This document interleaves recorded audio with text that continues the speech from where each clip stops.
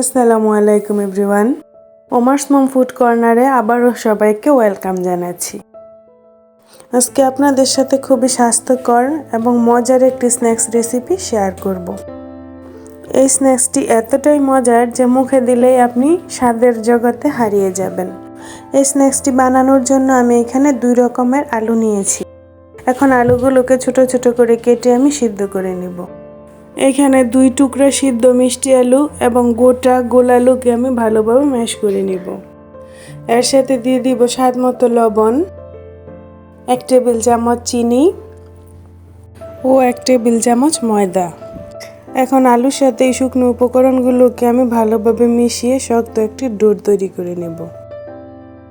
এখন ভিতরের পুরটা রেডি করে নিব।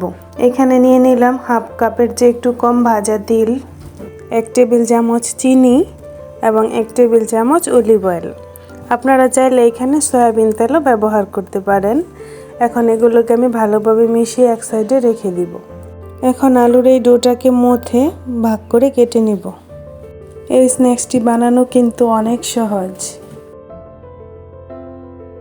আপনারা ভিডিওতে একটু খেয়াল করলেই বুঝতে পারবেন। প্রথমে ডোটাকে একটু ছড়িয়ে এর ভিতরে তিলের পুরটা দিয়ে দিলাম। এখন মুখটাকে বন্ধ করে কাবাবের শেপ করে তৈরি করে নিব।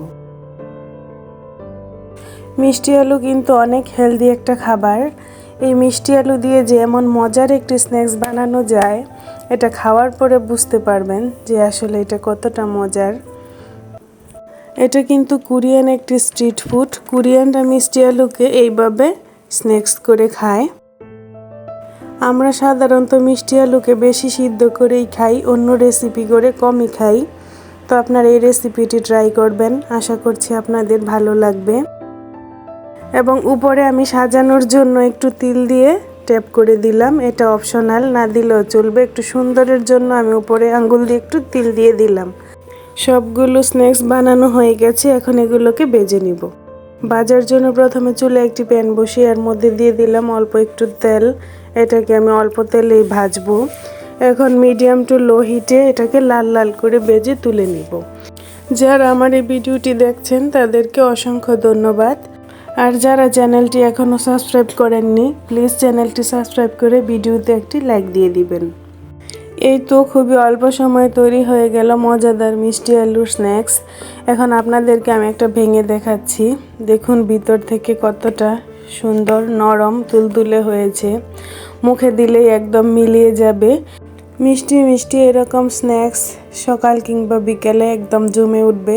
তো আজকের এই মিষ্টি আলুর অন্যরকম স্ন্যাক্স রেসিপিটি আপনাদের কেমন লাগলো প্লিজ আমাকে কমেন্টে জানাবেন।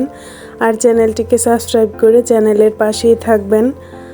আজ এখানেই শেষ করছি। দেখা হবে নতুন কোনো রেসিপি নিয়ে। সে পর্যন্ত সবাই ভালো থাকবেন, সুস্থ থাকবেন। আল্লাহ হাফেজ।